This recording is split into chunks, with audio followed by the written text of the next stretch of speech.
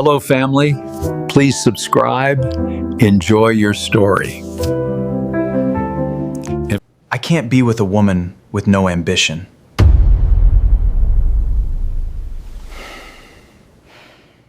You thought I was only worth loving when I had money?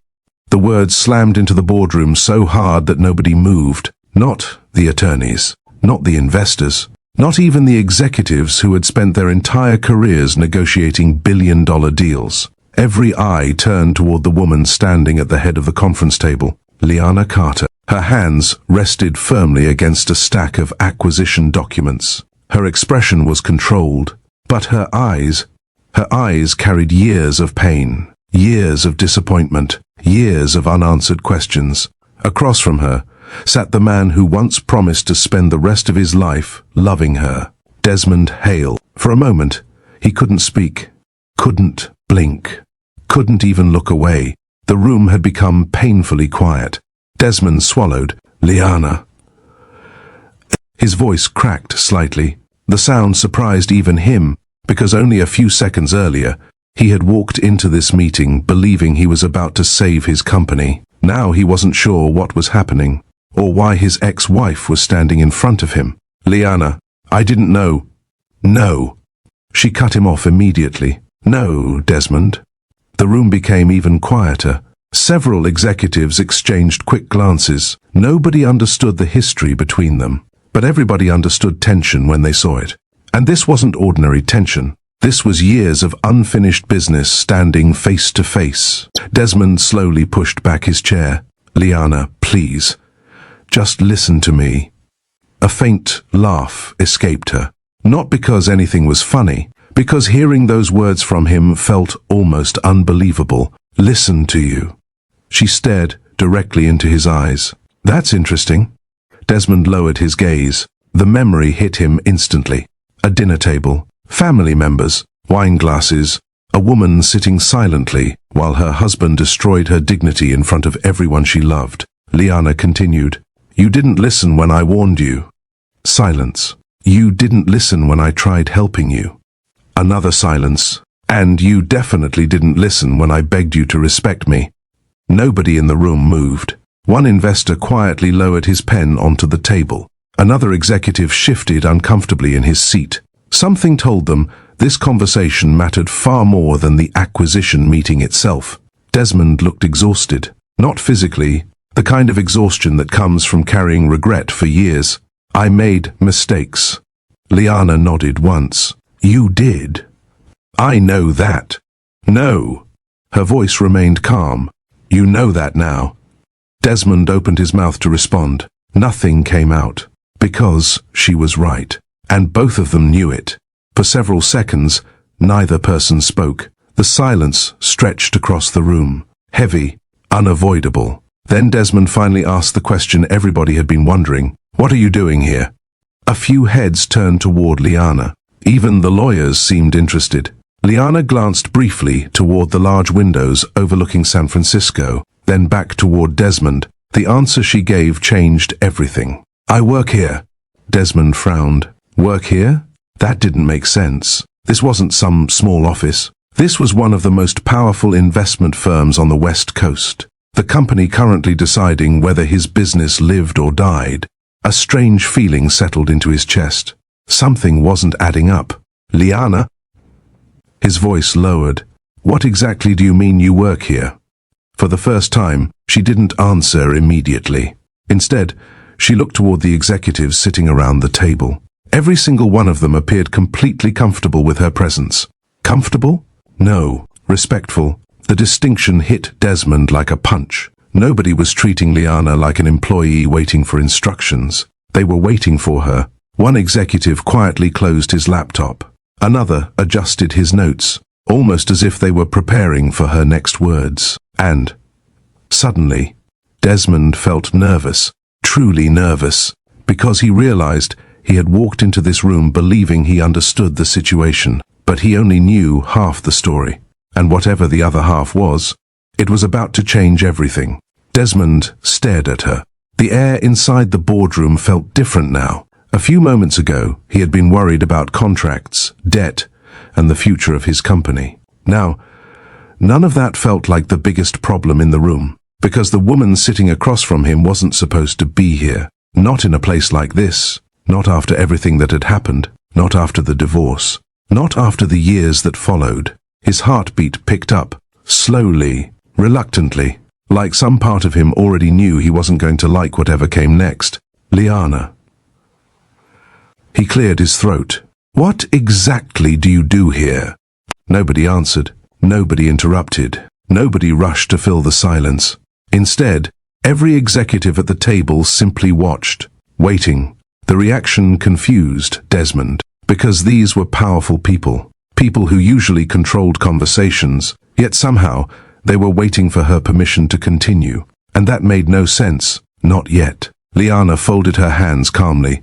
Her expression never changed.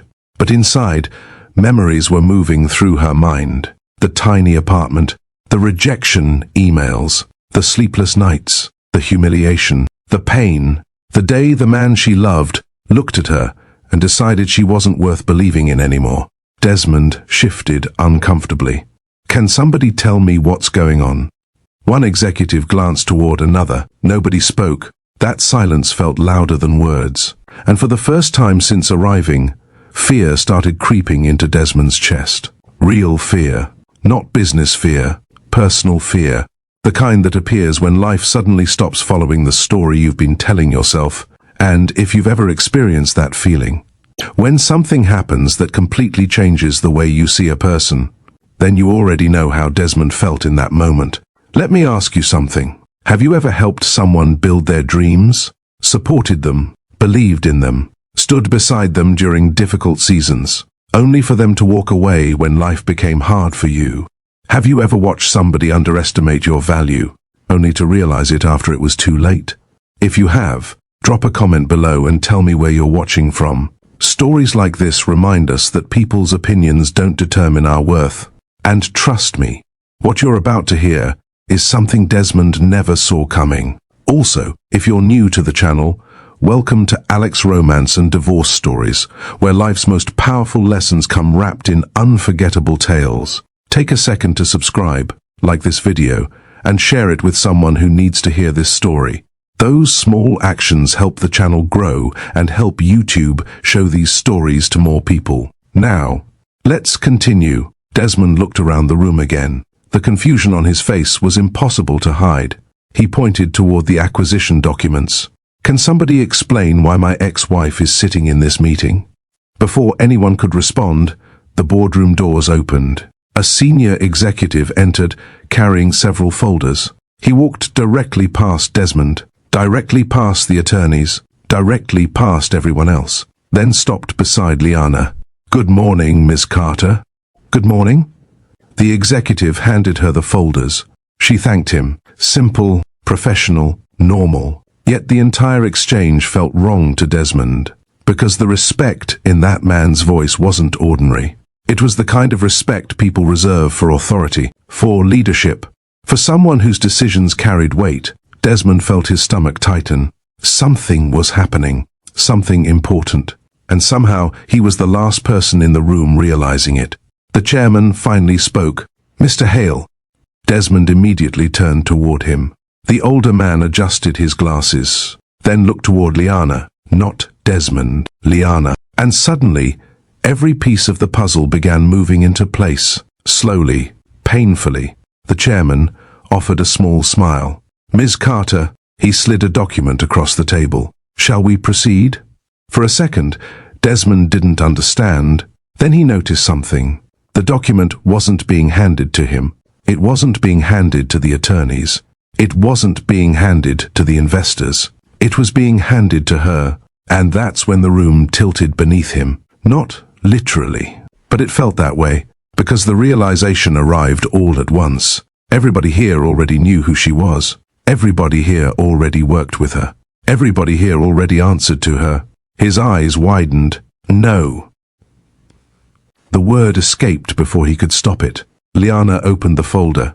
Calm, composed, completely in control. And suddenly, Desmond remembered something he hadn't thought about in years. The countless nights she sat beside him helping solve problems, the solutions he ignored, The warnings he dismissed, the advice he laughed off, the intelligence he took for granted. His chest felt tight, because a terrifying possibility had entered his mind, and he desperately hoped he was wrong. But, deep down, he knew he wasn't. The chairman spoke again. His next sentence would change the entire meeting, and expose a truth Desmond had spent years refusing to see. A truth about the woman he divorced. A truth about the marriage he destroyed. And a truth about himself. But, before we get there, before we discover how the woman he once called a burden became the most important person in the room, before we learn how a divorce that looked like the end became the beginning of something neither of them expected, let's go back to where it all began. Years before that boardroom, years before the divorce, years before either of them understood how much a person's life could change. There was simply Liana Carter, and there was Desmond Hale. Back then, they were just two people trying to build a future. Liana grew up on the south side of Atlanta. Not rich, not poor, just a family that understood the value of hard work. Her mother worked long hours as a nurse. Her grandmother practically helped raise her. And between the two women, Liana learned lessons that stayed with her for life. Never depend entirely on anyone.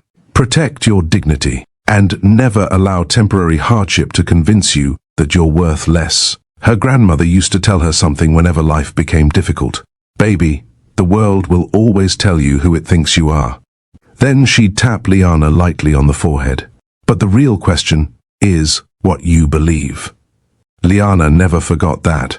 By the time she reached her early 30s, she had built a successful career in corporate finance in Atlanta. She was smart, focused, organized, the kind of woman who made difficult things look simple. Her co-workers respected her. Her friends trusted her. And, unlike many people chasing success, she wasn't obsessed with appearances. What mattered to her was stability, peace, family, a future that felt secure. Ironically, that was exactly what attracted her to Desmond. The first time they met happened completely by accident, or at least it felt that way. One rainy Thursday evening, Liana stopped at a small coffee shop near Midtown Atlanta after work. She had spent the entire day dealing with financial reports and client meetings. Her head hurt. Her coffee had gone cold twice, and she wanted nothing more than 30 minutes of silence before driving home. She ordered her drink and found an empty table near the window. 5 minutes later, somebody accidentally bumped into her chair. Coffee splashed. Not much, just enough to be annoying. "Oh, wow, I'm so sorry." Liana looked up. A tall man stood there holding 2 cups and looking genuinely embarrassed. He was handsome, clean-cut, confident without seeming arrogant, at least not yet. Liana glanced at the coffee stain, then back at him. "You owe me a napkin." The man laughed. "A napkin? At minimum." His smile widened. "Well, I think I can afford that." A few minutes later, they were sitting together, talking, laughing. What was supposed to be a quick coffee stop somehow turned into nearly 2 hours. The strange thing wasn't how attractive she found him. It was how easy the conversation felt. No pretending, no awkward pauses, no forced chemistry. Just 2 people genuinely enjoying each other's company. When they finally stood to leave, Desmond hesitated. "Can I ask you something?" Liana folded her arms. "Depends. Would you let me take you to dinner?" She studied him for a second, then smiled. "Maybe, maybe, maybe." Desmond laughed. "You know that's not a real answer." "It is tonight." Their first official date happened 3 days later, then another, and somewhere between late-night conversations and weekend adventures, they fell in love. The relationship developed naturally. No games, no confusion, no uncertainty. For the first time in years, Liana felt completely seen. Desmond listened when she talked, remembered small details, supported her goals, asked questions about her career. When she spoke, he actually paid attention. One evening, they sat together at Piedmont Park, watching the sunset. Desmond nudged her shoulder gently. "You know what's weird?" "What?" "I tell you things I've never told anybody." Liana smiled. "That's either sweet or concerning." I'm serious. He looked at her. I feel different around you. For a moment, neither spoke. The city lights slowly began appearing around them. Then Liana reached for his hand. So do I. Their families loved the relationship. Liana's mother adored him. Her grandmother approved almost immediately, which surprised everyone, including Liana, because her grandmother rarely trusted people quickly. After meeting Desmond for the second time, she pulled Liana aside. He looks at you the right way. Liana smiled. What does that mean? Her grandmother shrugged. Means he sees you. At the time, it felt like a blessing. Years later, Liana would remember that conversation differently, because seeing someone and valuing someone are not always the same thing. But back then, everything felt perfect. Desmond came from a completely different background. His family lived comfortably. His parents owned businesses. Success surrounded them. Yet he never acted entitled, at least not during those early years. He worked hard, talked constantly about his goals, dreamed about building a logistics company one day. And whenever he talked about those dreams, Liana listened. Not because she had to, because she genuinely believed in him. One night, they sat in her apartment surrounded by takeout containers and legal pads. Desmond was sketching business ideas, warehouse plans, delivery routes, growth projections. His excitement filled the room. What if it actually works? He asked. Liana laughed. What if it does? No, seriously. He pointed toward the papers. What if I build something big? Liana didn't even hesitate. You will. Desmond looked at her. You sound very sure. I am. Why? Liana leaned back on the couch. Because most people talk about working hard. She pointed at him. You actually do it. For a moment, he simply stared at her, then shook his head. You always know what to say. No. She smiled. I just pay attention. That became the foundation of their relationship. Belief, support, partnership. A year later, Desmond proposed. It happened during a weekend trip to Savannah. Nothing flashy, nothing over the top. Just the two of them walking along the riverfront after dinner. They were discussing completely ordinary things when he suddenly stopped. Liana. She turned. What? Desmond looked nervous. Actually nervous, which immediately made her suspicious. What are you doing? Can you let me finish? You haven't started. He laughed, then reached into his jacket. The second she saw the ring box, her eyes widened. Oh my God! Desmond dropped to one knee. Several nearby strangers immediately noticed. One woman covered her mouth. Another started smiling. Meanwhile, Liana simply stared, speechless, for once in her life. Desmond looked up at her. Liana Carter. His voice shook slightly. I don't know what my future looks like. She was already crying. But I know I want you in it. A pause, a breath, a moment neither of them would ever forget. Will you marry me? Liana laughed through tears. Yes. Then immediately corrected herself. Yes, obviously yes. The crowd applauded. A few strangers cheered. And Desmond stood up laughing before pulling her into his arms. For a while, life felt exactly the way people hope love stories feel. Their wedding took place the following year outside Atlanta. Family, friends, music, dancing, hope. Everyone talked about how perfect they seemed together. And honestly, they weren't wrong. After marriage, life continued moving forward. Liana's career flourished. Desmond launched his logistics company. The early years weren't easy. There were stressful months, long nights, unexpected expenses, moments when success felt very far away. But they faced everything together. When Desmond struggled, Liana encouraged him. When Liana felt overwhelmed, Desmond supported her. At least, that's how it appeared. The partnership worked. The company grew. Their finances improved.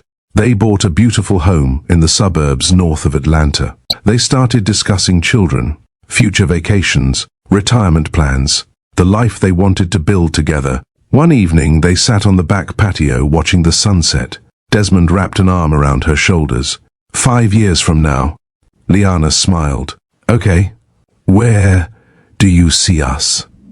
She thought for a moment. Married. Good answer. She laughed. Happy. Better answer. A couple kids. Desmond nodded. I like that. What about you? He looked toward the horizon, then answered quietly. I want everything. Liana smiled. What does that mean? Desmond's eyes remained fixed ahead. A bigger company. A pause. More success. Another pause. More opportunities. None of that sounded unusual. Not then, not yet. But something about the way he said it made her look at him a little longer than usual. Just for a second. Then the feeling disappeared. The moment passed. The conversation moved on. And neither of them realized that the smallest warning signs often arrive long before the storm itself. Sometimes they appear in a single sentence, a single ambition, a single moment that feels harmless at the time. Because while Liana dreamed about building a life, Desmond was slowly becoming fascinated by building an image, and years later, that difference would change everything. For a while, life kept giving Liana and Desmond reasons to celebrate. About 2 years into their marriage, Liana discovered she was pregnant. She found out on an ordinary Tuesday morning. Nothing dramatic, no movie-style moment, just a test sitting on a bathroom counter and a woman staring at it in complete disbelief. When Desmond came home that evening, he immediately noticed something different. Liana was sitting at the kitchen table smiling to herself. You look suspicious. She laughed. Do I? Very. He dropped his keys onto the counter. What's going on? Liana slid a small gift box toward him. Desmond frowned. It's not my birthday. Just open it. He opened the box. Inside sat a tiny pair of baby shoes. For 2 full seconds, he didn't react. Then his eyes widened. Wait. Liana nodded. Desmond looked at the shoes, then at her, then back at the shoes. Wait. Liana started laughing. Desmond rushed around the table. You're serious? She nodded again. The next thing she knew, he was lifting her completely off the chair. Oh my God! His voice cracked. Oh my God! That night, they barely slept. They talked for hours. Names, schools, future plans, the baby's room, the kind of parents they wanted to become. For the first time in years, their future felt larger than careers and business goals. It felt personal, meaningful, real. 9 months later, their son arrived. The delivery wasn't easy. Long hours, complications, exhaustion. But when the nurse finally placed the baby into Liana's arms, none of that mattered. Desmond stood beside the hospital bed, staring at his son. The tiny fingers, the tiny face, the tiny sounds. He looked completely overwhelmed. Liana smiled. You okay?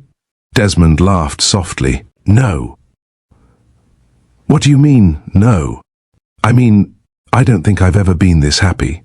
For a while, parenthood brought them even closer. Late-night feedings, diaper changes, falling asleep on the couch from exhaustion, laughing at things that probably weren't funny, the kind of memories people carry forever. Back then, neither of them realized they were living through some of the happiest days of their marriage. #Year, Part 2. New responsibilities and financial changes. After the baby arrived, life naturally changed. Schedules changed. Priorities changed. Expenses changed. Everything changed. Liana decided to step away from work temporarily. The decision wasn't impulsive. She spent weeks thinking about it. Her career was important. Very important. But these first years with her son mattered too. One evening she discussed it with Desmond. I've been thinking. Desmond looked up from his laptop. About? Taking some time away from work. He closed the laptop immediately. To stay home? For a little while. Desmond didn't hesitate. If that's what you want, do it. Really? Of course. Liana smiled. We'll be okay? Desmond reached across the table and squeezed her hand. We'll be more than okay. And honestly, at that moment, they believed it. Financially, things looked strong. Liana had savings, investments, retirement accounts. Desmond's company continued growing. There seemed to be plenty of room for both family and stability. At first, everything worked exactly as planned. Months passed peacefully. Then small problems started appearing. Nothing alarming, just small changes. One investment underperformed. Another produced disappointing returns. A real estate venture failed to meet projections. Unexpected medical expenses appeared. The kind of costs nobody plans for. Individually, none of it felt serious. Together, they slowly began reducing the financial cushion they had built. Liana noticed, but she didn't panic. She had spent years working with numbers. Temporary setbacks happened. Markets moved. Situations changed. People adapted. Whenever she reviewed their finances, she remained calm. "We'll recover." That was her attitude. Always. Unfortunately, Desmond viewed the situation differently. At first, he hid it well, very well. But pressure affects people in different ways. And while Liana became more practical under stress, Desmond became more ambitious. #Year Part 3. Career Setback and Ego Growth. Nearly 2 years after leaving her job, Liana decided it was time to return to the corporate world. Their son was older. Their routine was more stable. It felt like the right moment. She updated her resume, contacted former colleagues, applied for positions. Then something unexpected happened. The job market had changed. Significantly, companies were restructuring. Departments were shrinking. Positions attracted hundreds of applicants. Weeks passed, then months. Several promising opportunities disappeared. One recruiter praised her experience before choosing another candidate. Another company froze hiring completely. A third position vanished after multiple interviews. The process became frustrating. Not devastating, just frustrating. One afternoon, Liana closed her laptop and rubbed her forehead. Desmond walked into the room. "Bad day?" She sighed. "Another rejection." He nodded. Nothing unusual about that. Except years earlier, he would have sat beside her, asked questions, encouraged her. This time he simply nodded and continued walking. The difference was small, easy to miss, but it was there. Around the same period, Desmond's company experienced major growth. New contracts arrived. Revenue increased. Industry contacts expanded. People began recognizing his name, inviting him to events, seeking his opinion. As success surrounded him, something else quietly developed. Pride, not confidence. Pride, there was a difference. Confidence helps people grow. Pride convinces people they've already arrived. One evening, Liana reviewed household expenses, while Desmond scrolled through luxury vehicle listings. She looked up, "Thinking about replacing your SUV? Maybe. You just bought that one." Desmond shrugged. "This one makes a better impression." Liana smiled. "On who?" "Clients." She laughed. "You sound like a commercial." Desmond didn't laugh back. Instead, he continued scrolling. That small moment stayed with her. Not because of the vehicle, because of his reaction. It felt unfamiliar, like he suddenly cared more about appearances than practicality. The man she married had always been ambitious, but now ambition seemed to be changing shape. #Year Part 4. Status obsession and first disrespect. The first real warning sign arrived 6 months later. At first, Liana almost ignored it. The event took place at an upscale business gathering in Buckhead. One of Desmond's clients had invited them. The ballroom buzzed with conversations. Investors, executives, entrepreneurs, everyone talking about growth, opportunities, and success. Liana had attended plenty of these events before. Normally, she enjoyed them. That night felt different. Desmond seemed unusually focused on impressing people. His laugh was louder. His stories were bigger. His claims sounded more polished than usual. Several times she caught him exaggerating details about future business plans, not outright lies, just enhancements. Eventually, they joined a small group discussing careers. One woman smiled politely. "So, how did you two meet?" The conversation flowed naturally. People laughed, shared stories. Then someone turned toward Liana. "And what do you do?" Before she could answer, another guest asked a different question. So, what does your wife do these days? The question was directed at Desmond. For a second, everything felt normal. Then, Desmond laughed. Not cruelly, not loudly, just enough. Liana turned toward him, waiting, expecting him to explain her background, her career, her experience, the countless ways she'd contributed to their life together. Instead, he lifted his glass slightly. Right now? Another small laugh. She's enjoying an extended break from the workforce. A few people chuckled politely. The conversation moved forward. Nobody thought much about it. Nobody except Liana. Because something about that answer bothered her deeply. Not what he said, what he left out. The woman standing beside him wasn't simply taking a break. She was a respected finance professional, a former executive, a partner who had helped build the life he now enjoyed. Yet somehow she'd been reduced to a punchline. The drive home felt quiet, unusually quiet. Finally, Liana spoke. You embarrassed me. Desmond glanced over. What? You heard me? I was joking. No. She stared out the window. You were minimizing me. Desmond exhaled. Oh, come on. Liana. I'm serious. Traffic lights passed across the windshield. Neither spoke for several seconds. Then Desmond shook his head. I think you're being too sensitive.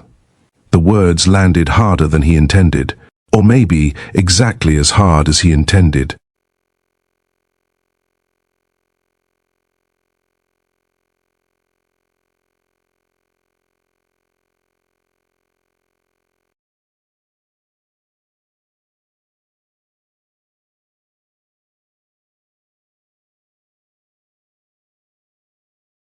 Liana looked at him, really looked at him.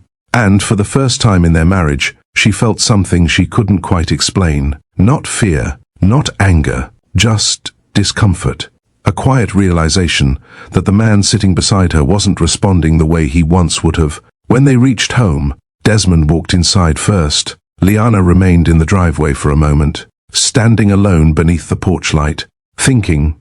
The conversation itself wasn't the problem. Marriages survived disagreements all the time. What bothered her was something else. For the first time, Desmond seemed more concerned about being right than understanding why she was hurt. And as she finally walked toward the front door, a troubling thought entered her mind. Maybe that wasn't a one-time mistake. Maybe it was the beginning of something much bigger. The conversation after the networking event should have been small. A disagreement, a misunderstanding, something they laughed about a few days later. Instead, it stayed with Liana. Not because she wanted it to, because once someone reveals a different side of themselves, it becomes difficult to pretend you never saw it. Over the next several months, life continued moving forward. Their son started preschool. Desmond's company expanded into new markets. Liana kept applying for jobs. On the surface, everything looked normal. Underneath, something had shifted. The first change was subtle. Desmond stopped asking questions. Years earlier, he wanted to know everything. How her day went, what she was reading, what she was thinking, what worried her. Now entire evenings passed without those conversations. One night, they sat together in the living room. Their son was asleep upstairs. The television played quietly in the background. Liana glanced over. You know, I had an interview today. Desmond looked up from his phone. The healthcare company. Oh. She waited. Nothing followed. No questions. No curiosity. No interest. Just silence. Finally she asked, That's all? What? Oh, Desmond shrugged. I thought you already told me about that one. Liana looked away. Maybe he was right. Maybe she was overthinking things. Yet, the feeling remained, because the issue wasn't the interview. The issue was that he seemed emotionally absent even when he was physically present. A few weeks later, she noticed something else. Desmond laughed more with strangers than he did with her. At business dinners, he seemed energized. At home, he seemed distracted. His attention belonged everywhere, except inside his own marriage. One evening, she found him sitting on the back patio staring at his phone. The sun had already gone down. Atlanta's skyline glowed faintly in the distance. "You okay?" she asked. Desmond nodded. "Yeah. You've been out here a while. Just thinking." "About what?" A pause. "Work." That answer appeared more frequently these days. Work. Always work. Liana sat beside him. For a moment, neither spoke. Then she quietly asked, "Are we okay?" Desmond finally looked at her. The question seemed to surprise him. "What kind of question is that?" "I don't know." She forced a smile. "I guess I'm asking it anyway." Desmond leaned back in his chair. "We're fine." But he answered too quickly. And somehow that made the answer feel less convincing.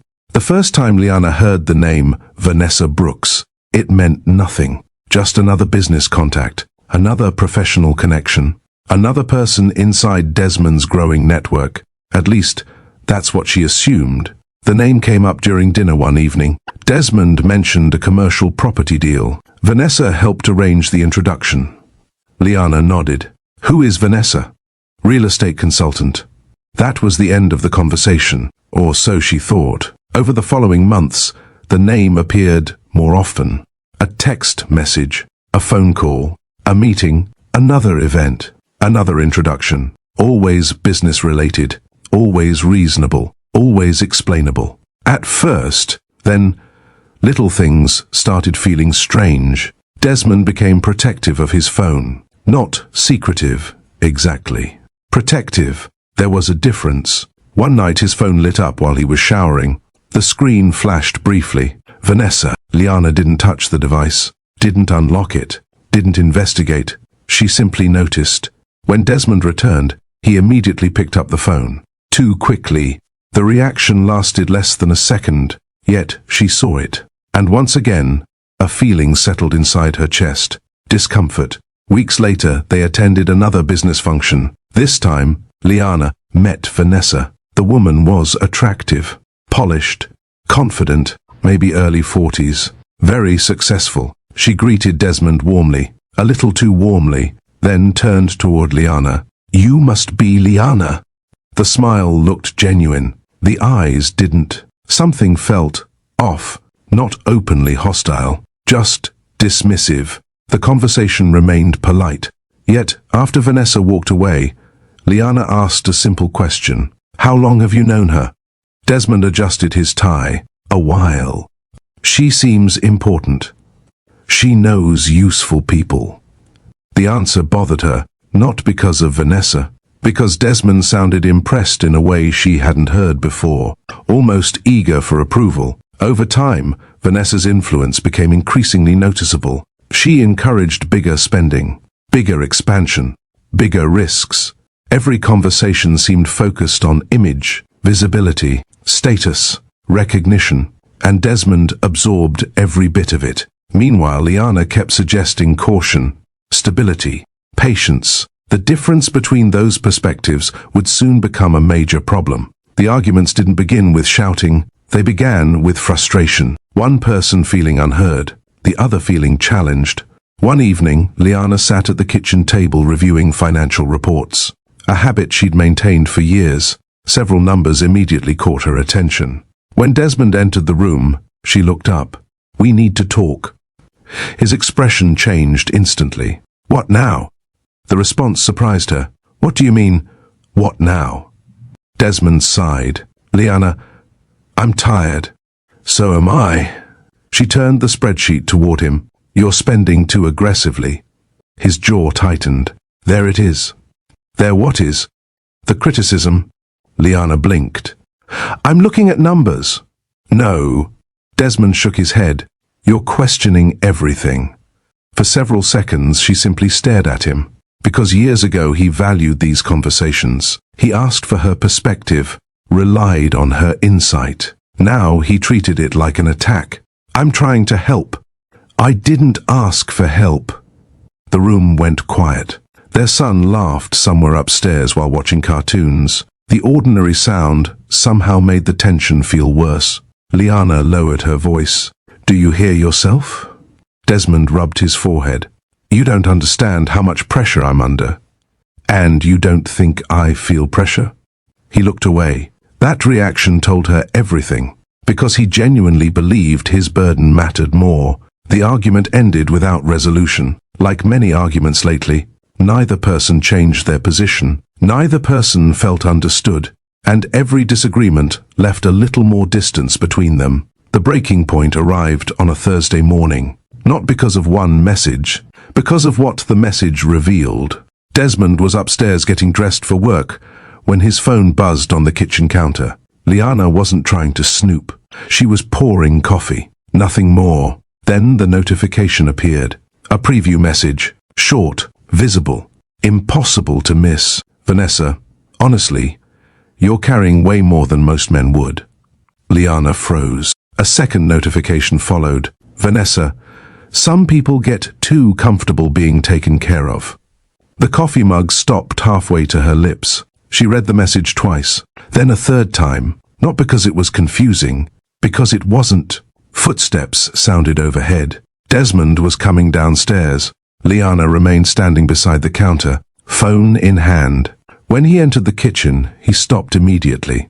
The expression on his face changed. Fast. What are you doing? Liana looked at him. What is this? Desmond reached for the phone. She didn't pull away, didn't yell, didn't create a scene. She simply asked the question again. What is this? It's nothing. Nothing? Business conversations. Liana laughed once, a short laugh filled with disbelief. Business conversations? Desmond grabbed the phone. Why were you looking at my messages? The question stunned her, not because he asked it, because he skipped past everything else. Vanessa insulted his wife, and somehow Liana had become the problem. You didn't answer me. Desmond looked away. It isn't what you think. Then explain it. Another silence, longer this time. Finally he muttered, You're making too much of this. The words landed harder than either of them expected.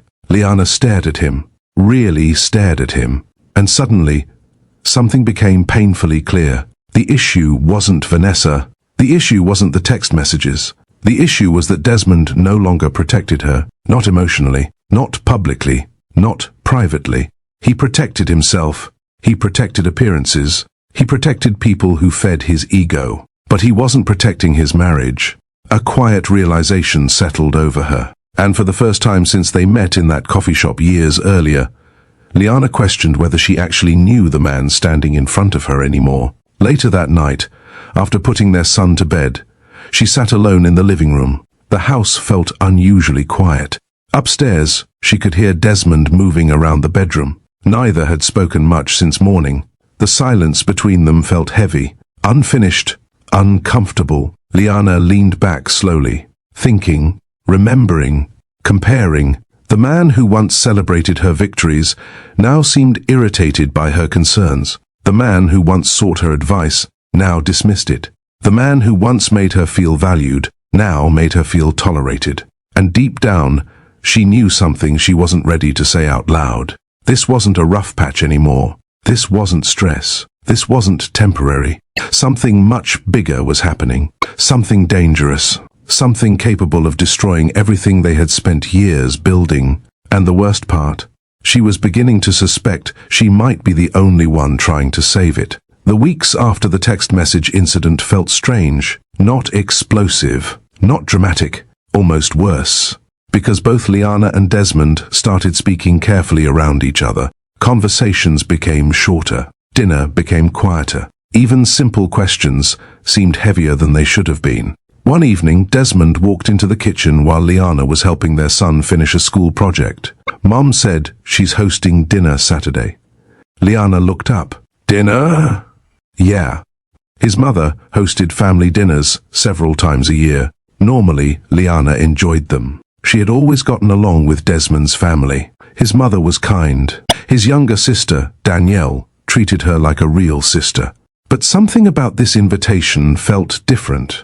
She couldn't explain why. Maybe it was instinct. Maybe it was exhaustion. Maybe it was the growing distance inside her marriage. You want to go? Desmond asked. Liana looked back at the project on the table. Sure. Saturday arrived. The dinner started normally, too normally. His mother's house smelled like roasted chicken and fresh bread. Music played softly in the background. Family photographs covered the walls. Everyone greeted one another warmly. For a while, Liana almost relaxed. Almost, Danielle hugged her tightly. "It's good to see you." "You too. You look tired." Liana laughed. "That's because I am." Same. For the first hour, everything felt comfortable. Food, stories, family jokes. The kind of evening that usually reminded people why family mattered. Then one question changed everything. Desmond's mother smiled politely. "So, Liana, how's the job search going?" The room stayed casual. Nobody expected trouble. Liana nodded. "I had 2 interviews last week." "That's wonderful." "It is," Danielle agreed. Liana smiled. "Hopefully, one of them works out." Then she heard it. A laugh. Quiet. Brief. Coming from Desmond. Her smile faded. Not completely. Just enough. "What?" she asked. Desmond took a sip of wine. "Nothing." "No." She looked directly at him. "What?" Several people shifted slightly in their seats. Something felt off. Immediately, Desmond leaned back in his chair. "It's just that you've been saying hopefully for a long time now." The room became noticeably quieter. Danielle lowered her fork. His mother glanced toward him. Liana remained calm. "I'm still applying." "I know." Another sip. Another shrug. "I just think you're being a little selective." The words themselves weren't terrible. The way he said them was like he was speaking about a stranger, not his wife. Liana looked around the table. Everyone suddenly seemed interested in their food. Nobody wanted to get involved. She understood that. Still, the embarrassment hit her harder than expected. "We can talk about this later." Her voice remained controlled. Desmond shook his head. "No." The answer came immediately. Too immediately. "No?" "No." He placed his glass down. "I think we should talk about it now." Danielle spoke first. "Desmond." But he ignored her. Completely. Liana felt a knot forming in her stomach. Because she suddenly realized something. This wasn't an accident. This wasn't frustration slipping out. He wanted an audience. "I'm carrying everything." Desmond spread his hands. "There, I said it."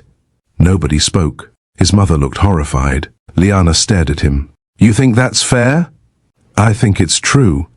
The sentence landed heavily. Years of support, years of sacrifices, years of partnership, reduced to a single moment. Liana tried again. "Desmond, no." He interrupted. "I'm tired." "Tired of what?" His laugh sounded sharp. "Tired of pretending everything is okay." Danielle pushed her chair back slightly. "This isn't the place." But the conversation had already gone too far. Liana could feel heat climbing into her face. Not anger, humiliation. Because everyone she cared about was sitting there watching her marriage fall apart. And nobody knew how to stop it. His mother finally spoke. "Son, enough." Desmond shook his head. "No, Mom." Then he turned back toward Liana. And everything changed. Because the look in his eyes wasn't frustration anymore. It was resentment. Months, maybe years, of resentment. All coming out at once. "You know what the problem is?" Liana didn't answer. Desmond answered himself. "You stopped contributing." The room froze. Danielle looked stunned. His mother's mouth fell open. Liana simply stared. Because she couldn't believe what she was hearing. Stopped contributing? The woman who helped him build his company? The woman who supported him through every difficult year? The woman who paused her own career to raise their son? That woman stopped contributing?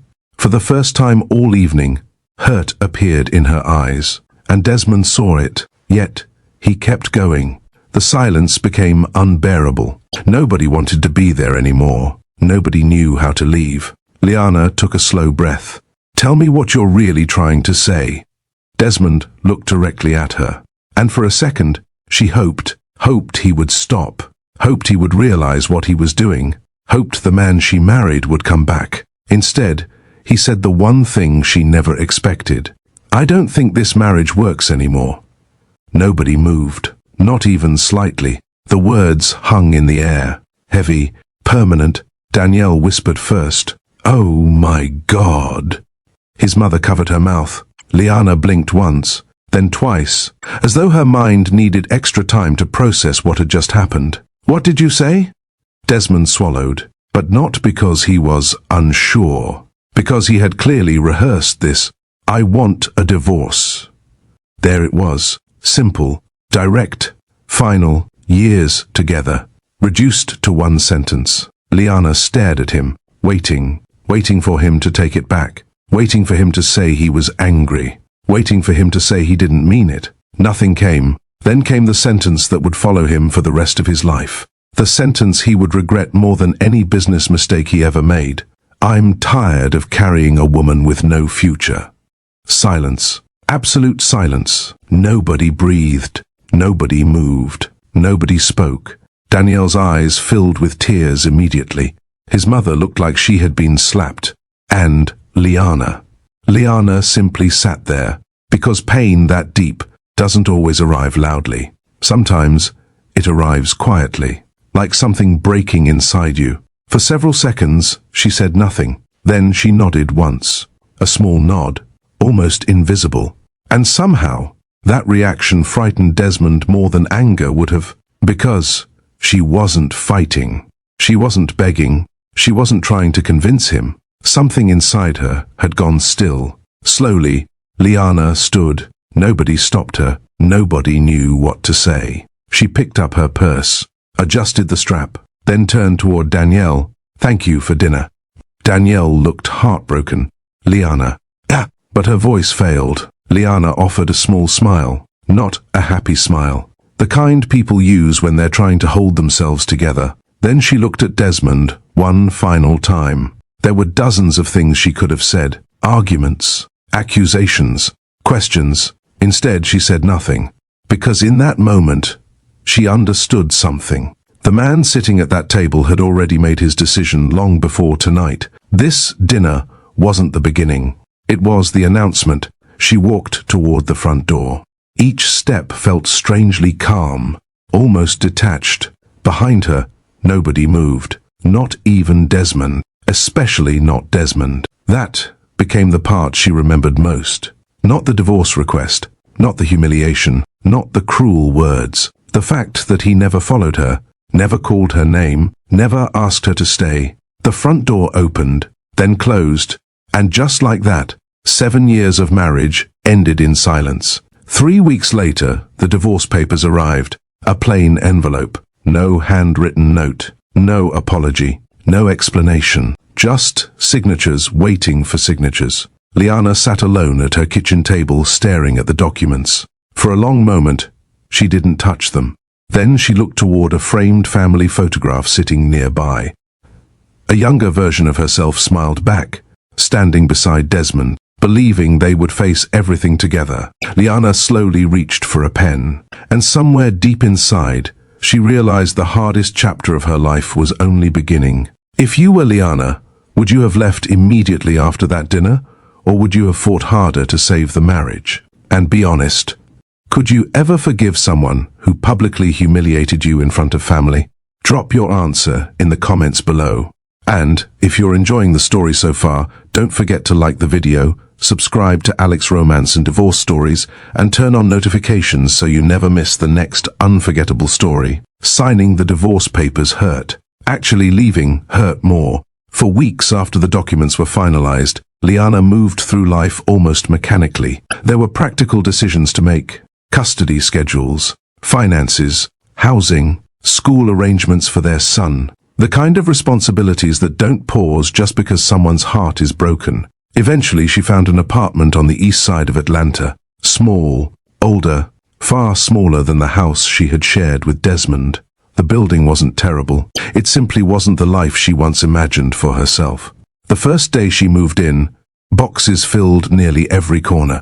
The living room barely fit a couch. The kitchen was small enough that opening the oven door felt like rearranging furniture. Her son walked from room to room, exploring.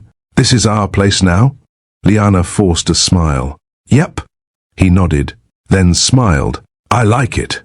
Children had a beautiful ability to simplify things. To him, home wasn't square footage.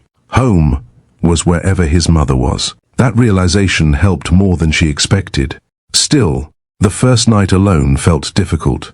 After putting her son to bed, Liana sat quietly on the couch, surrounded by unopened boxes. The apartment felt unfamiliar. Every sound stood out.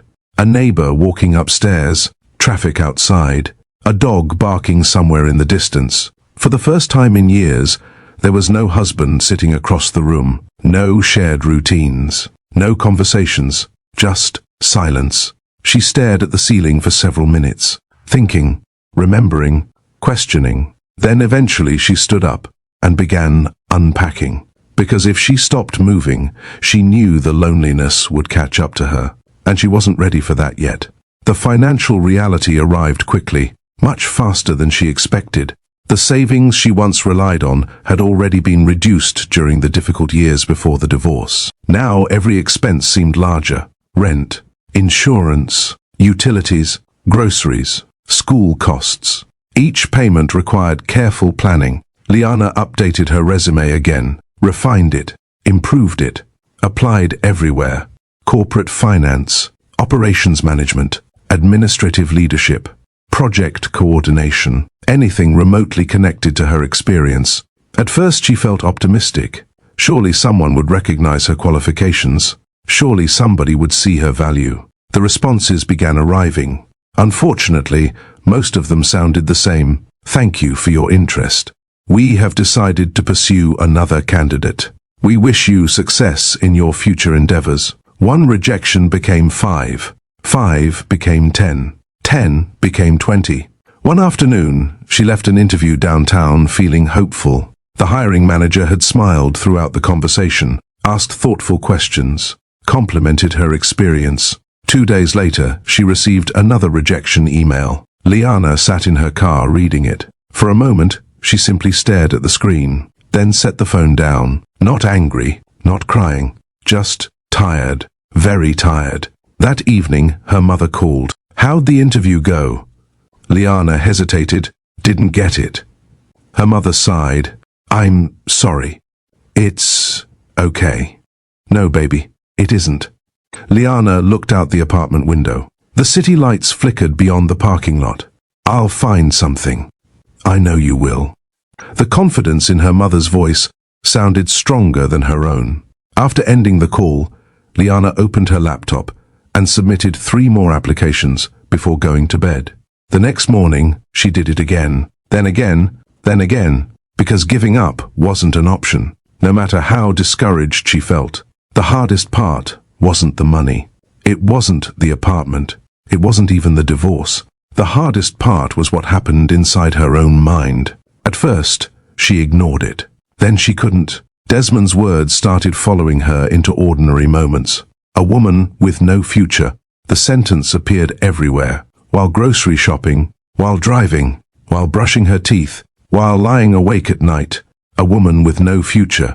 The more she heard it in her memory, the more dangerous it became. Because repeated lies eventually start sounding believable.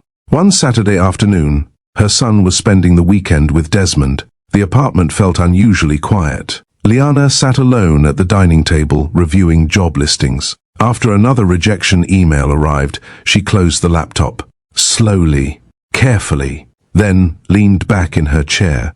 For a moment, she allowed herself to ask the question she had been avoiding. What if he's right? The thought terrified her, not because she believed it, because part of her was beginning to. A quiet emotional break settled over her.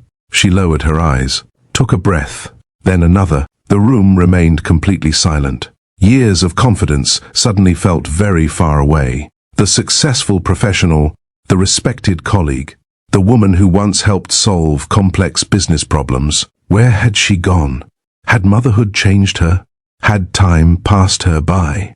Had she become exactly what Desmond believed she was? The questions came quickly, too quickly. Fortunately, another voice arrived shortly afterward. Her grandmother's voice, a memory from years earlier. The world will always tell you who it thinks you are. Liana closed her eyes. But the real question is what you believe. The memory hit harder now than it had when she was younger, because for the first time, she truly understood it. People's opinions were powerful, but only if you accepted them as truth. Slowly, she opened her laptop again, not because she suddenly felt confident, because she refused to surrender. There was a difference. Months passed. Not dramatic months. Ordinary months. Application after application. Interview after interview. Temporary projects. Part-time consulting assignments. Small victories. Small disappointments. Life continued. And through it all, Liana kept showing up. She maintained routines. Woke early. Helped her son prepare for school. Applied for jobs. Improved her skills. Networked. Kept moving forward. Some days felt productive. Others felt pointless. Still, she continued. One rainy Thursday afternoon, she sat at her kitchen table reviewing expenses when her phone rang. The number was unfamiliar. Normally, she ignored unknown calls. Something made her answer. Hello? Hi, is this Liana Carter? Yes. My name is Erica. I'm a recruiter with Harrison Equity Partners. Liana sat up slightly. The company name sounded familiar. Large, respected, nationally known. I'm calling regarding your resume. For the first time in weeks, her attention sharpened completely. Okay, we have an opening. Liana grabbed a pen. The recruiter continued. It's temporary. The excitement dimmed slightly, but only slightly.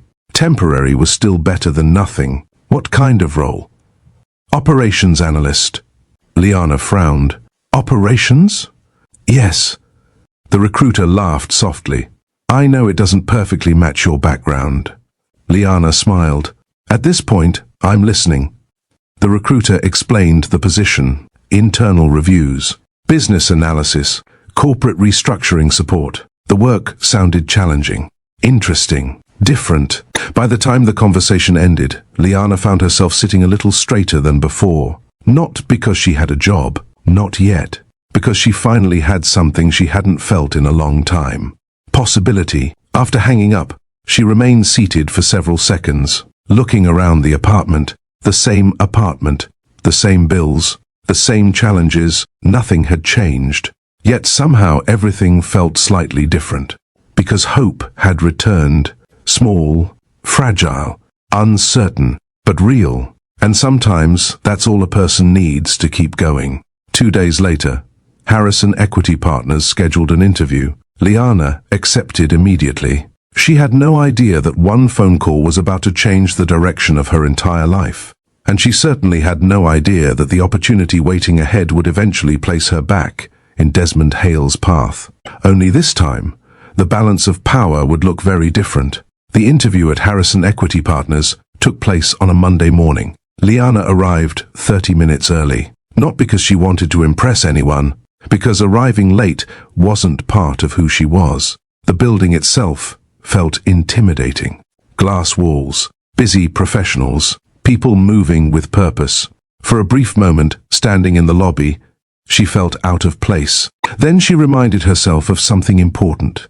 She had earned every opportunity she had ever received. This one would be no different. The interview went well. Then another interview followed. Then a final meeting. A week later, Harrison Equity Partners offered her the position. Temporary. 6 months. No guarantees. Liana accepted immediately.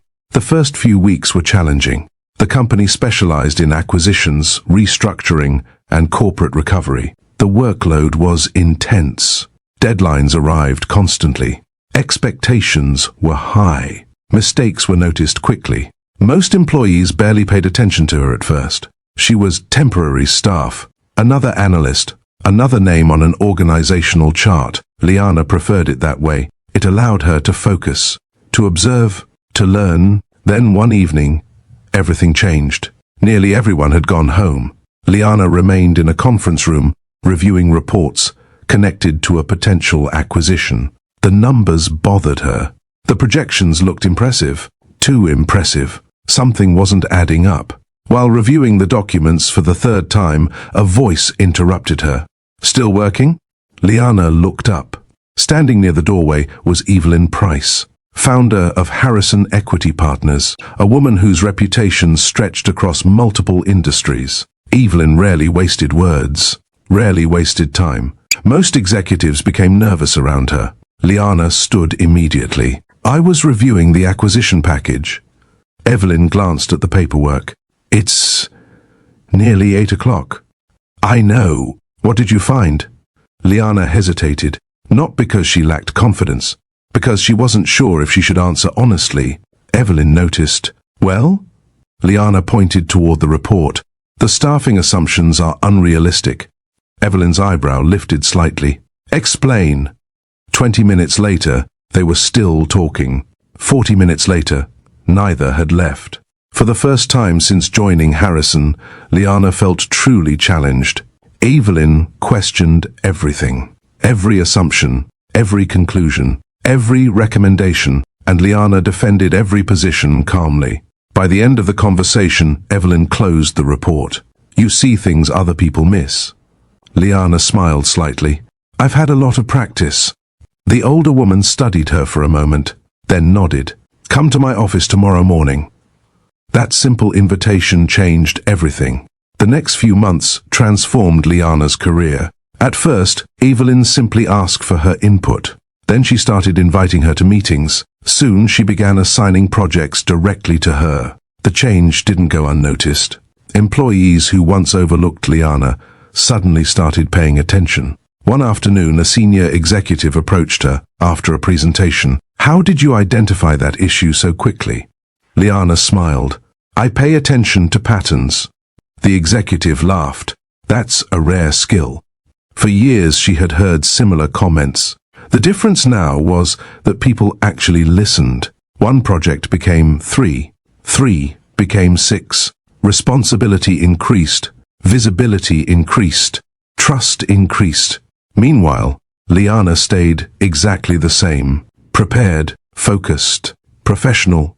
Unlike some employees, she wasn't trying to impress anyone. She simply wanted to do good work. Ironically, that made her stand out even more. At a quarterly review meeting, several department heads debated a complicated restructuring plan. The discussion had gone in circles for nearly 40 minutes. Finally, Evelyn looked toward Liana. "You've been quiet." Several executives turned immediately. Liana glanced around the room, then spoke. "If we keep discussing symptoms, we'll never solve the problem." Silence. The room listened. She walked through her analysis step by step. The explanation lasted less than 5 minutes. By the end, the solution seemed obvious. One executive leaned back in his chair. "Why didn't we see that?" Evelyn answered before Liana could. "Because she was paying attention while everyone else was talking." A few people laughed, but the statement was true. From that point forward, respect followed naturally. Not because she demanded it, because she earned it. The biggest change wasn't happening inside the office. It was happening inside Liana. Slowly, quietly, the confidence she thought she had lost forever began returning. Not all at once, piece by piece. One successful project, one solved problem, one earned compliment. At first she barely noticed it. Then one morning she caught her reflection in an elevator mirror. For a second she paused, because the woman staring back looked familiar again. Strong, capable, certain. Not the broken version who sat alone in a small apartment questioning her worth. The woman she used to be was returning, only stronger. Because now she had survived something difficult, and survival changes people. Around the same time, Desmond's life was moving in the opposite direction. His company continued expanding aggressively. New warehouses, new expenses, new commitments. From the outside, everything looked impressive. Inside the business, however, cracks had started forming. Several managers expressed concerns. Desmond ignored them. A vendor payment issue surfaced. He brushed it aside. Operating costs climbed. He focused on growth instead. The same pattern repeated itself. Again and again and again. One evening, he sat in his office reviewing financial statements. Numbers that once excited him now made him uneasy. Vanessa sat across from him. You worry too much. Desmond rubbed his forehead. Cash flow is tighter than it should be. Vanessa shrugged. Every successful company goes through that. The reassurance sounded comforting, but it wasn't helpful. Years earlier, Liana would have asked questions, specific questions, important questions. Now those conversations no longer existed. For the first time, Desmond found himself facing problems without the person who used to help him understand them. He didn't realize it yet, but the absence of her wisdom was becoming expensive. A year after joining Harrison Equity Partners, Liana received an unexpected calendar invitation, meeting with Evelyn Price. Private, no explanation. She arrived exactly on time. Evelyn sat behind her desk, reviewing documents. For several moments, she continued reading, then finally looked up. How long have you worked here now? Just over a year. Evelyn nodded. And what do you think of the company? The question felt unusual. Liana answered honestly. I think it can be better. A smile almost appeared. Almost. Good answer. The conversation continued for nearly 30 minutes. Leadership, operations, growth strategy, future plans. Finally, Evelyn folded her hands. I have a proposal. Liana waited. You've outgrown your current role. For a moment she wasn't sure she heard correctly. Evelyn continued. We need someone overseeing multiple restructuring teams. Liana blinked. The position being described was significantly larger than her current role. More responsibility, more visibility, far more influence. Evelyn, she stopped, trying to process everything. The older woman leaned back. You've earned it. A brief silence followed, not awkward, meaningful, because those 3 words carried weight. You've earned it. No favors, no sympathy, no charity. Earned. Liana felt something shift inside her. Not pride, validation, the kind that comes from rebuilding your life one step at a time. Finally she smiled. When do I start? For the first time, Evelyn openly smiled back. Tomorrow. Later that evening, Liana sat alone in her apartment after her son had gone to bed. Promotion documents rested on the kitchen table. The city lights shimmered beyond the window. She looked around quietly, thinking about everything that had happened. The divorce, the rejection, the loneliness, the struggle, all of it. And suddenly she realized something. The worst chapter of her life hadn't destroyed her. It had prepared her. What she didn't know was that this promotion was only the beginning, because far bigger opportunities were approaching. And somewhere across Atlanta, Desmond Hale was moving steadily toward a crisis that would eventually place him back in Liana's world. Only this time, the woman he underestimated would be standing on much higher ground. The promotion changed everything, not overnight. Not in some dramatic movie-style transformation, but little by little, the life Liana had spent years rebuilding began producing visible results. Her new role placed her in charge of several corporate restructuring teams across multiple states. The responsibility was enormous. So was the pressure. Yet something surprising happened. The more responsibility she received, the better she performed. People trusted her judgment. Executives requested her involvement. Departments started consulting her before making major decisions. One morning she walked into a boardroom filled with senior leaders. Several years earlier, rooms like this would have intimidated her. Now they didn't, because she finally understood something. Competence creates confidence. Preparation creates confidence. Experience creates confidence. And nobody could take those things away from her. During one meeting, a division president presented a complicated operational challenge. The room spent nearly an hour discussing possible solutions. Finally, somebody asked Liana what she thought. She reviewed the information, asked 3 questions, then identified the exact issue causing the problem. The room fell silent. One executive actually laughed. Not because it was funny, because the answer was so obvious once she pointed it out. After the meeting, another leader approached her. You make difficult things look easy. Liana smiled. It only looks easy because you're seeing the final answer. The compliment followed her throughout the week, then throughout the month, then throughout the year. By now, even people who had never met her knew her reputation. The woman who fixed problems. The woman who stabilized failing operations. The woman who remained calm when everyone else panicked. For the first time in a very long time, Liana wasn't surviving. She was thriving. While Liana continued climbing, Desmond's situation worsened. The warning signs he once ignored were no longer small. They were impossible to miss. Several major contracts disappeared. Operating expenses continued growing. Debt increased. Investors became nervous. Managers started resigning, one by one, then two at a time. Then entire teams began quietly looking elsewhere. The atmosphere inside the company changed completely. Employees no longer discussed growth. They discussed uncertainty. One afternoon, Desmond sat through a difficult meeting with his financial team. The mood felt heavy from the moment it started. A senior accountant pushed several reports across the table. "You need to see this." Desmond reviewed the documents. His stomach tightened immediately. The numbers were ugly, very ugly. What are our options?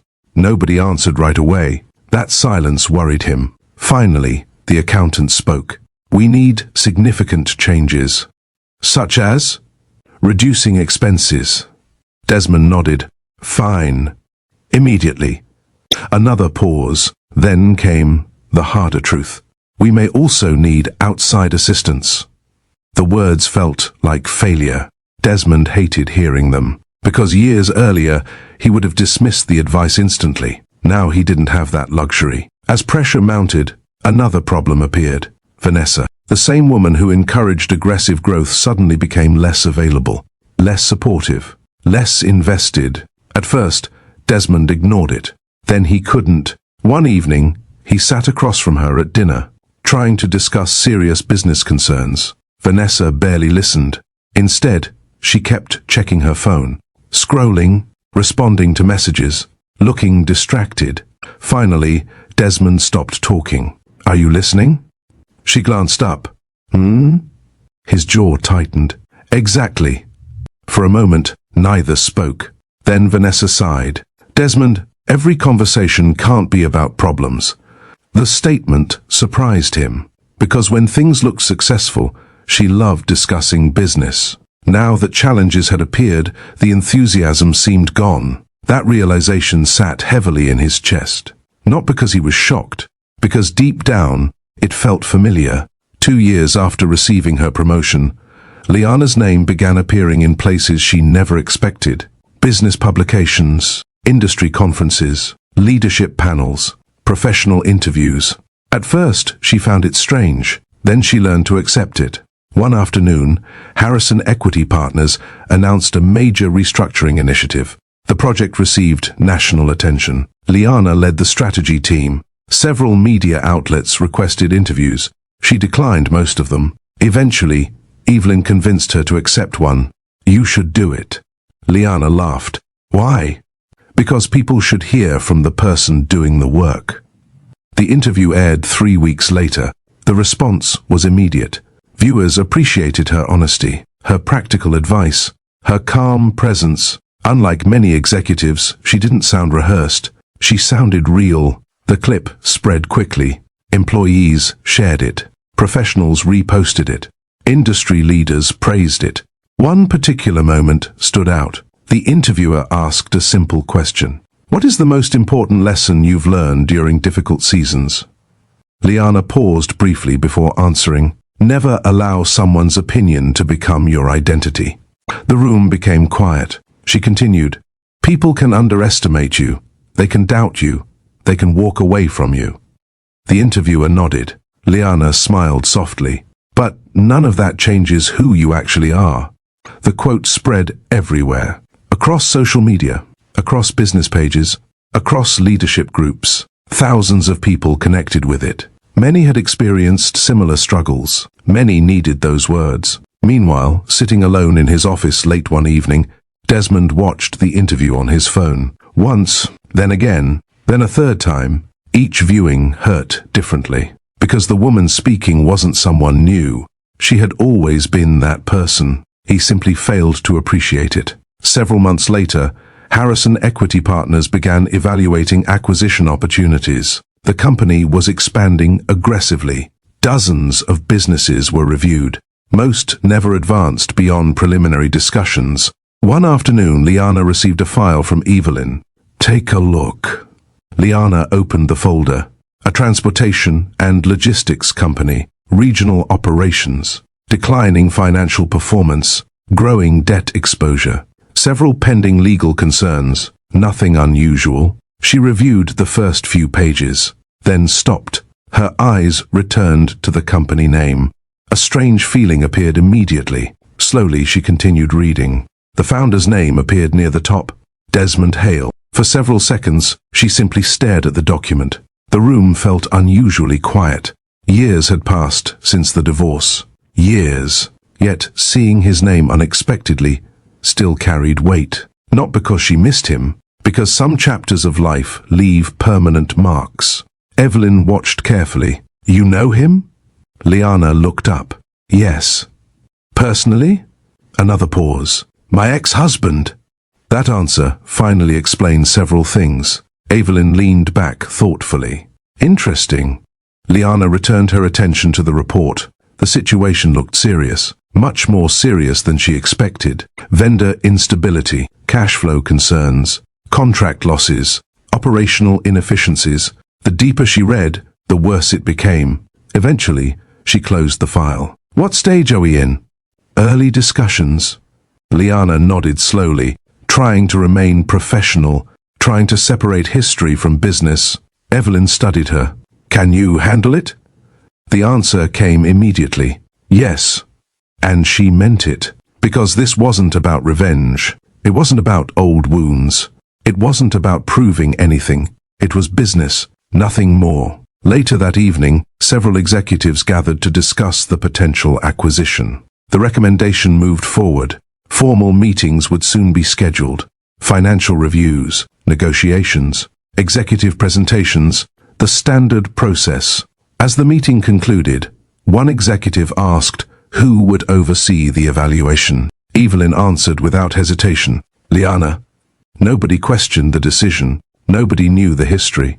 Nobody understood the significance. Only Liana and Evelyn did. After the meeting ended, Liana stood near the conference room windows overlooking Atlanta. The city lights stretched into the distance. Traffic moved below. Life continued. Normal. Ordinary.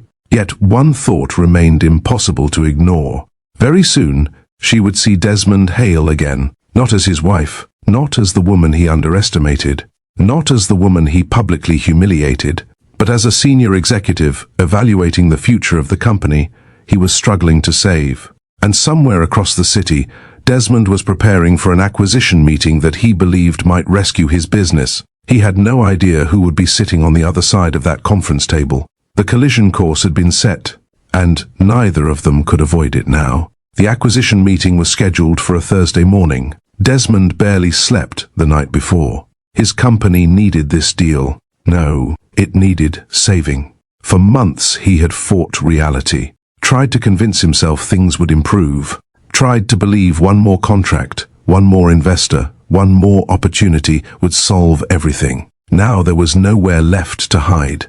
This meeting mattered, more than any meeting he had attended in years. He arrived early, new suit, fresh haircut, polished shoes, the appearance of confidence, a habit he still hadn't completely broken. The lobby of Harrison Equity Partners buzzed with activity. Executives moved through hallways carrying tablets and folders. Receptionists answered calls. Assistants coordinated schedules. Everything felt organized, controlled, professional, the exact opposite of how his own company felt lately.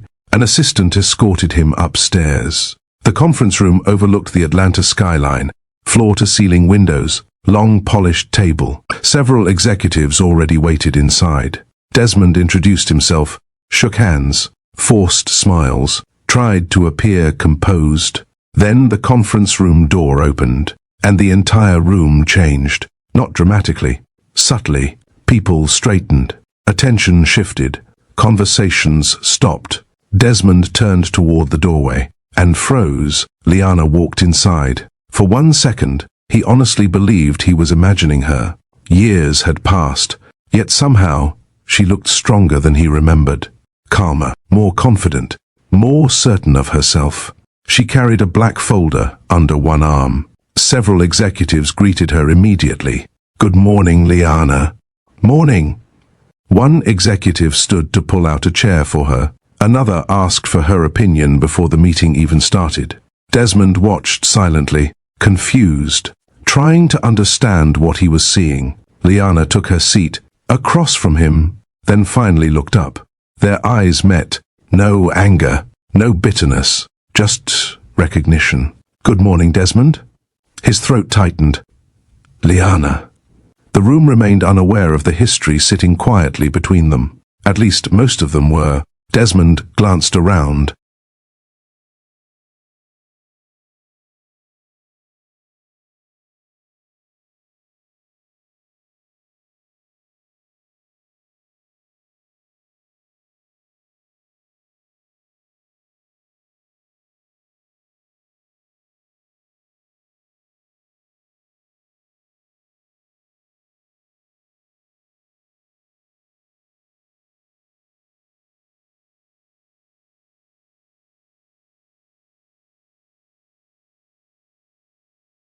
Then back at her.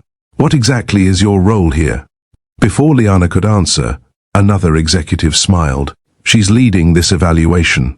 For a moment, Desmond didn't fully understand. Then, understanding arrived, slowly, painfully.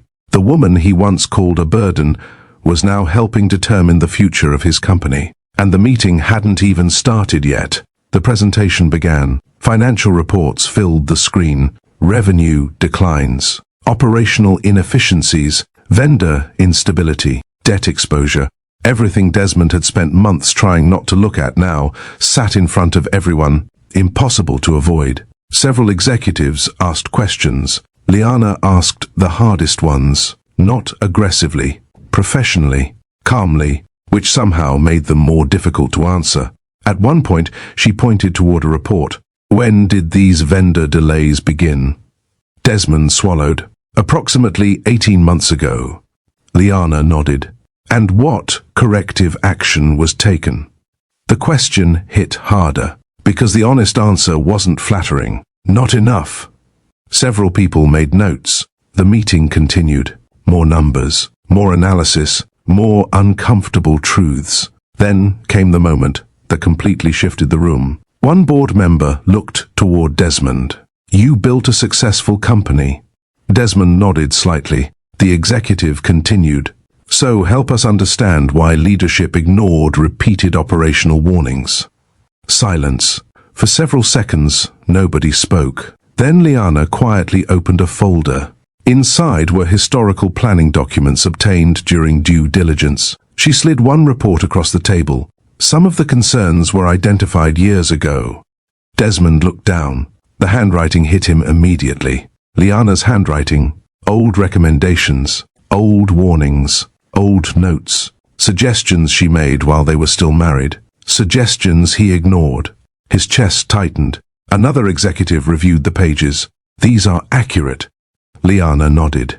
They proved accurate repeatedly. Nobody knew the deeper history. Only Desmond did, because he remembered every conversation, every warning, every time she tried to help, every time he dismissed her. The room suddenly felt smaller, much smaller, and for the first time, Desmond realized this wasn't merely a business failure, it was a personal one.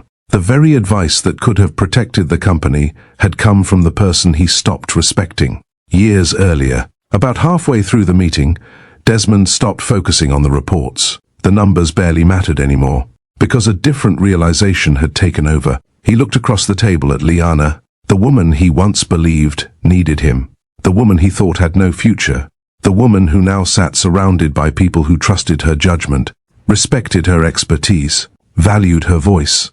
Everything he failed to do. Finally he spoke, quietly. "I need to say something." Several people looked up. The room became still. Desmond rubbed his hands together, a nervous habit he hadn't shown in years. Then he looked directly at Liana. "I was wrong." Nobody interrupted. Nobody moved. He continued, I spent years thinking success was about appearances. A pause. I thought looking successful mattered more than building something stable. Another pause. Longer this time. His voice softened, and I treated the best partner I ever had like she was the problem. The room felt heavy. Several executives exchanged glances. They didn't know the full story, but they understood enough. Desmond looked at Liana. I'm sorry. No excuses. No explanations. No blame. Just the words. I'm sorry. Liana remained silent, listening. Desmond swallowed hard. I should have listened to you. Then came the moment that mattered most. The moment that exposed every mistake he had made. The moment years of pain finally found a voice. Liana folded her hands calmly on the table. Then she spoke. You didn't fail because you stopped listening to me. The room became completely silent. You failed because you stopped respecting the people who were trying to help you. Nobody looked away. Nobody checked a phone. Nobody shifted in their chair. Liana continued. When someone agrees with you, you called it support. A pause. When someone challenged you, you called it negativity. Desmond lowered his eyes. Because every word was true. You didn't lose your company because people worked against you. Her voice remained calm, measured, certain. You lost it because your ego became more important than the truth. The words landed harder than any accusation, harder than anger, harder than humiliation, because they were accurate. And for the first time in years, Desmond had no defense. None at all. Only regret. The meeting continued for another hour. This time, the discussion focused on solutions, acquisition terms, restructuring plans, employee protection, operational recovery. Eventually, the final recommendation was prepared. The decision rested with Harrison Equity Partners. Liana reviewed the documents one final time, then looked around the room. The future of Desmond's company had been decided. Several executives waited. So did Desmond. Not for the business outcome. For something else.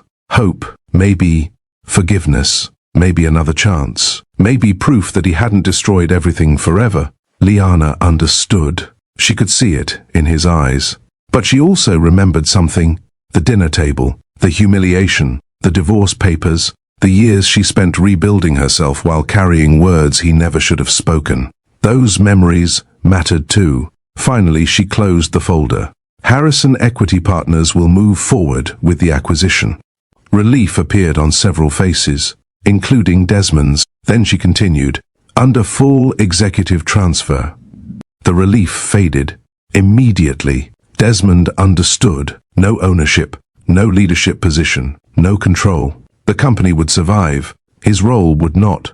One executive slid the paperwork across the table. Desmond stared at it for a long moment, then slowly signed. The signature looked smaller than he expected. Strange how major life decisions often fit into such a small space. When the paperwork was complete, people began gathering documents.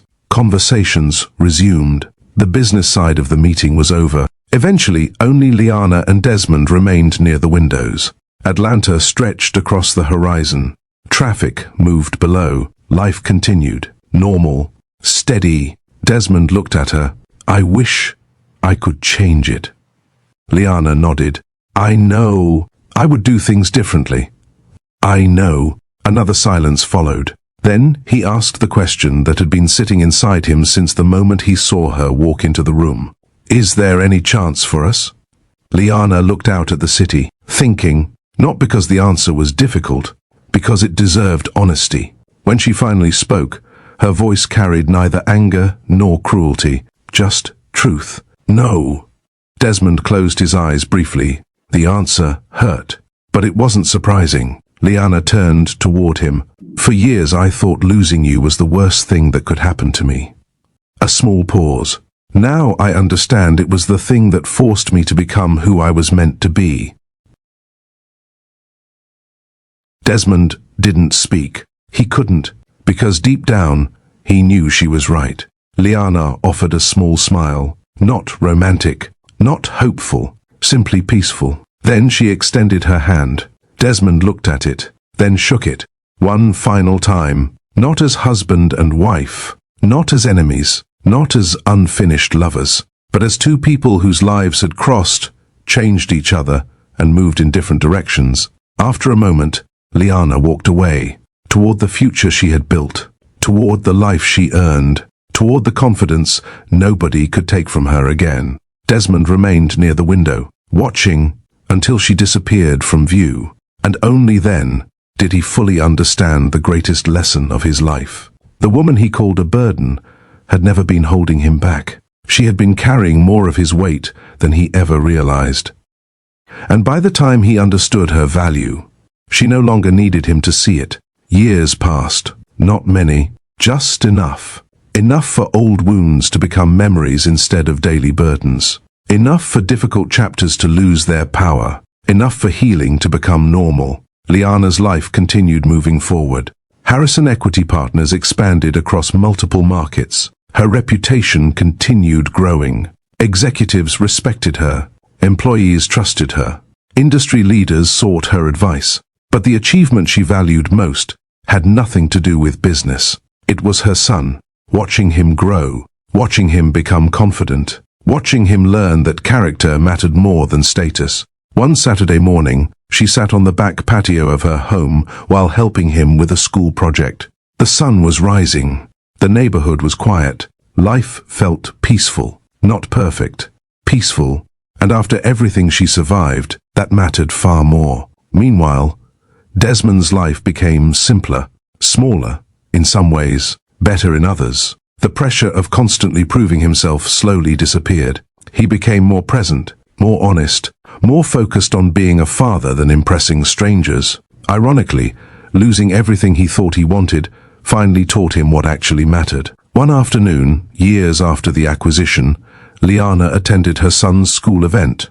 Parents filled the auditorium. Students laughed together. Teachers moved between rows, organizing schedules. As she found her seat, she noticed a familiar face, Desmond. For a moment, neither moved. Then they smiled politely. Nothing forced, nothing awkward, just two people acknowledging shared history. Desmond walked over. "You look well." Liana smiled. "So do you." And surprisingly, it was true. Not because life had been easy, because both of them had finally accepted responsibility for their own journeys. The conversation remained brief, simple, comfortable. When it ended, neither felt sadness, neither felt regret. Some relationships aren't meant to last forever. Sometimes their purpose is to teach. And once the lesson is learned, life continues. Looking back, the biggest mistake Desmond ever made wasn't losing his company. It wasn't signing divorce papers. It wasn't even walking away from his marriage. His biggest mistake was attaching someone's value to their current circumstances. When Liana paused her career to raise their child, he saw weakness. When she faced setbacks, he saw failure. When she struggled, he stopped seeing her worth. What he failed to understand was something life eventually taught him. A person's value doesn't disappear during difficult seasons. And someone's temporary situation should never determine how much respect they deserve. Liana learned a different lesson. She learned that other people's opinions become dangerous only when we accept them as truth. The world may underestimate you. People may leave. People may doubt you. People may even convince themselves you have no future. But none of those things define who you are. Only you can decide that. Before we end today's story, remember this. Sometimes the people who walk away from you are not leaving because you have no value. They're leaving because they never truly understood your value in the first place. And by the time they finally see it, you may have already built a life that no longer requires their approval. So, let me ask you something. Do you believe Desmond truly loved Liana and allowed his ego to destroy the best relationship of his life? Or do you think he only recognized her worth after the rest of the world began respecting her? And if you were Liana, would you have forgiven him? Let us know your thoughts in the comments below because I'd genuinely love to hear your perspective. If this story touched your heart, taught you something, or reminded you of someone you've known, please take a moment to like this video. It helps YouTube recommend our stories to more viewers and supports the channel tremendously. And if you're new to Alex Romance and Divorce Stories, Don't forget to subscribe and turn on notifications so you never miss our next unforgettable story. Until next time, remember, never allow someone's temporary opinion of you to become your permanent identity. The end. Permanent identity. The end. Hope you enjoyed the story, and remember to subscribe. Bye.